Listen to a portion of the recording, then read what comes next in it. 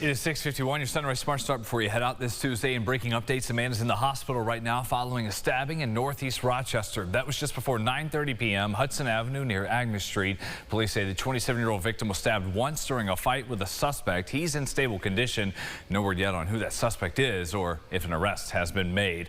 A driver accused of hitting and killing a contract worker in Hilton last fall is due in court today. Marcus Snow Jr. charged with second-degree manslaughter and was later indicted by a grand jury. In November, authorities say he drove through work zone barriers and hit a parked truck. That was Parma Center and Bailey Roads. The truck hit Rob Faber, who did not survive. As for that hearing today, Snow is due at the Hall of Justice at 9:30 for what's on the docket as a disposition. New this morning, school lunch could soon look less processed and a lot more local. The Trump administration is rolling out a new plan to put more American-grown food on the trays for students while spending millions to upgrade the kitchens on campus where they're made. Ron Spitzer joins us live to explain how the administration plans to get these lunches from the farm to your kids' cafeteria table. Ron. Brennan, the Trump administration is trying to change what's for lunch at school by launching a new program called Harvest to Hallways. Agriculture Secretary Brooke Rollins and Health and Human Services Secretary Robert F. Kennedy Jr. came up with this idea as part of an effort to get more locally grown, nutrient-dense food on school lunch trays. And that push comes with new money, up to $70 million to help schools upgrade kitchens to make healthier meals. We will use rigorous science to build a playbook on how schools across America can transition to real foods affordably. We need to expand scratch cooking, reduce added sugars and ultra-processed food. But public health Dr. Tyler Evans says the goal may be easier to announce than to implement. They're cutting all of the sort of opportunities to focus on healthcare and public health, and so and education. So from an implementation standpoint, it's not really practical. Now, as for the administration, it's hoping school districts make these changes now, in fact, encouraging it to raise healthier children. Brennan. Ron, thank you for joining us live for that this morning. A state lawmaker is pushing legislation to limit how long data picked up from automatic license plate readers can be stored. This issue around the country involving Flock is drawing privacy and public safety concerns. There are more than 1,000 of these type of cameras throughout New York, according to DFlock. That's a tracking website. The cameras capture license plate information, and they are used by law enforcement. Opponents question how long all of these specifics should be kept with your info, while supporters point to cases in which this technology has helped authorities, even pointing to the recent investigation and arrest last week of 35-year-old Jessica Bowie, an Albany woman who the FBI says was planning to bomb the state capitol. If you don't have flock cameras, how are law enforcement going to detect and see somebody walking around possibly looking to blow up your state capitol or commit terrorist acts?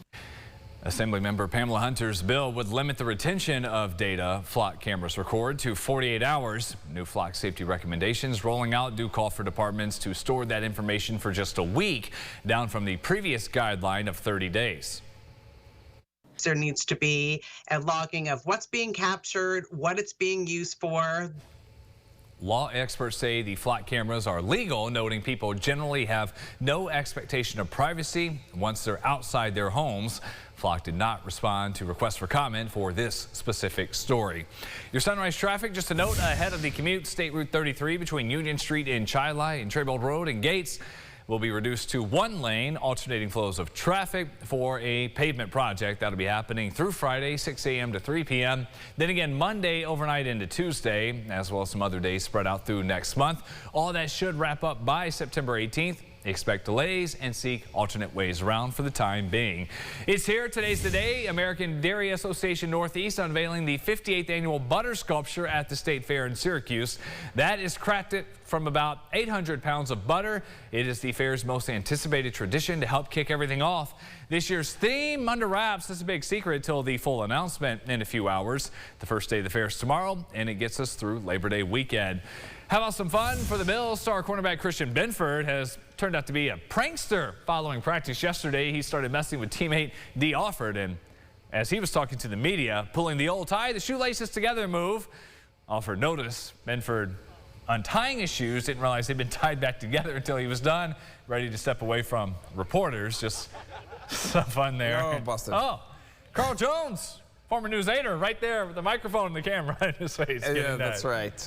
Carl and Ted do their Sunday broadcast. Turned on the TV and saw both of those guys hanging out. Been right there with that and the whole gang as we get ready for the preseason wrap up. That final game Thursday night at Highmark. Final forecast here. Yeah, that's right. Latest look at everything. We are talking temperatures below average for today, but right back there tomorrow. Gorgeous one. Scattered shower, thunderstorm on Thursday, and then we clear skies. Not too bad there as we go into Friday and the weekend. All right. That will do it for us here at Sunrise. We'll see you at 9 to 9:30 live for the podcast. Second Cup of Sunrise on the Rochester First streaming app. CBS Mornings on the way at 7. Enjoy your Tuesday, everybody.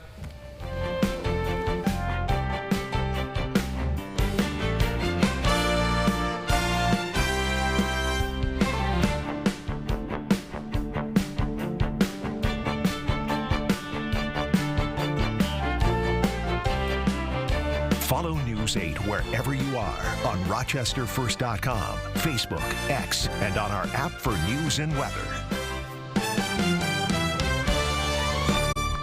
Get the Rochester First streaming app today for everything you love from News 8 on demand, plus exclusive shows you won't see anywhere else. Search ROC and download for free on Roku, Amazon Fire, and Apple TV.